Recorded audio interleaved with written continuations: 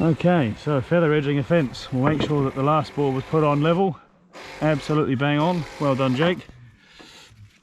Take our feather board, put it about an inch in. We do a 25mm overlap, so these are 150 boards.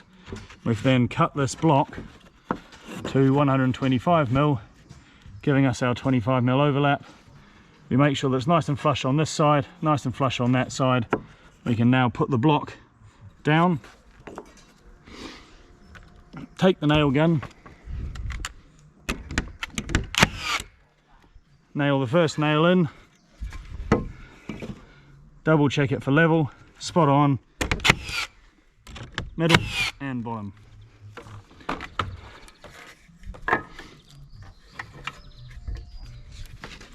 One more time, 25mm overlap, approximately at the bottom.